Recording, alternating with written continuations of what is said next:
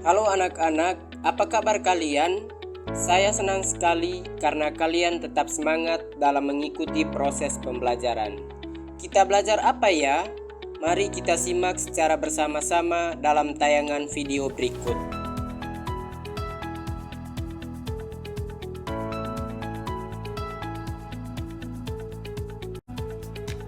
Teks narasi meliputi yang pertama, pengertian teks narasi, yang kedua, ciri-ciri teks narasi, yang ketiga, contoh teks narasi, yang keempat, mengidentifikasi unsur intrinsik teks narasi.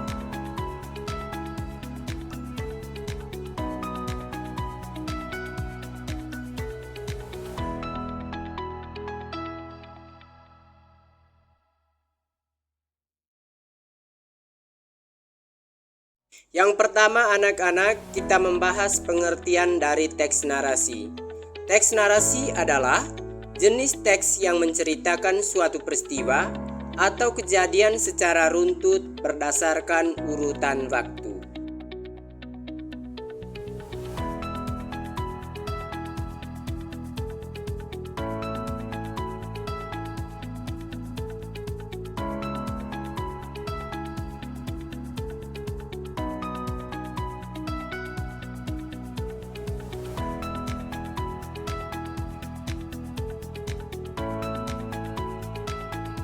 Yang kedua anak-anak, ciri-ciri teks narasi meliputi yang pertama, teks berisi tentang cerita, kisah dan peristiwa tertentu yang menggunakan gaya bahasa naratif.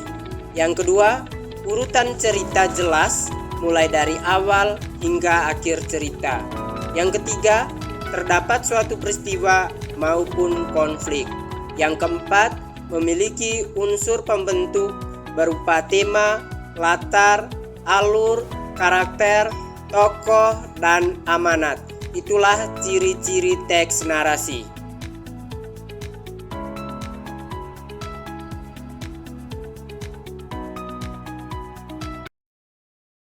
Contoh teks narasi adalah yang pertama, dongeng. Dongeng adalah cerita rakyat yang bersifat fiktif atau khayalan. Yang kedua, cerpen. Cerpen adalah cerita pendek yang biasanya fiktif dan fokus pada satu peristiwa. Yang ketiga, novel.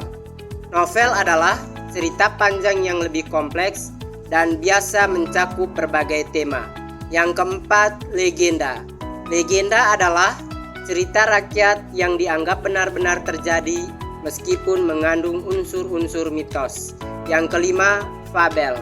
Fabel adalah cerita yang tokoh utamanya adalah hewan dan memiliki pesan moral. Dan yang terakhir, mitos. Mitos adalah cerita rakyat yang menjelaskan asal-usul alam semesta, manusia, atau fenomena alam. Itulah contoh dari teks narasi. Berikut anak-anak contoh teks narasi. Judulnya Pak Tani. Zaman dahulu kala ada seorang petani bernama Pak Kasih. Sesuai julukannya, dia seorang petani yang rajin dan dermawan. Padahal dia tidak kaya. Kedermawaannya menjadi buah bibir orang sehingga terdengar oleh Baginda Raja Adil. Ketika raja berulang tahun, Pak Kasih diundangnya untuk makan bersama di istana. Undangan Baginda Raja tidak membuat Pak Kasih sombong, namun sebaliknya ia merasa lebih rendah hati.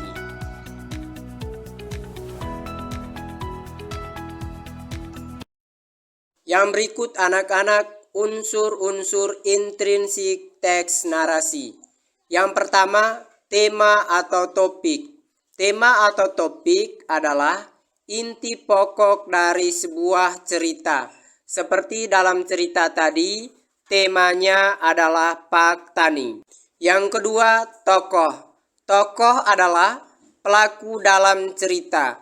Ada tokoh utama dan tokoh pendukung yang berperan dalam cerita. Dalam cerita tadi, tokohnya Pakasi, dan Baginda Raja Adil. Yang ketiga, watak.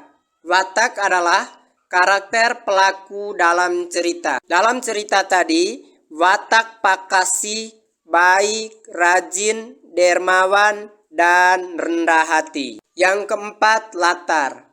Latar adalah hal yang menjelaskan tempat, waktu, dan suasana dalam teks narasi. Latar dalam cerita tadi adalah latar waktu, yaitu zaman dahulu kala, dan latar tempatnya adalah istana.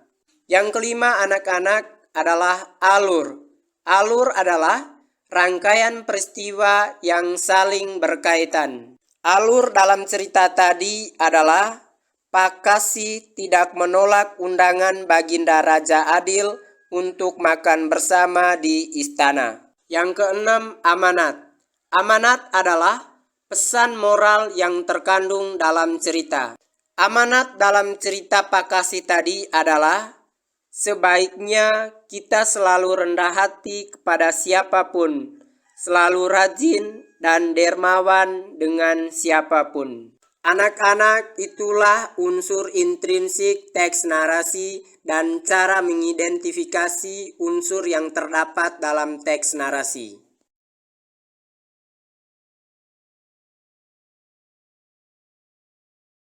Anak-anak, terima kasih karena kalian sudah menyimak tentang teks narasi.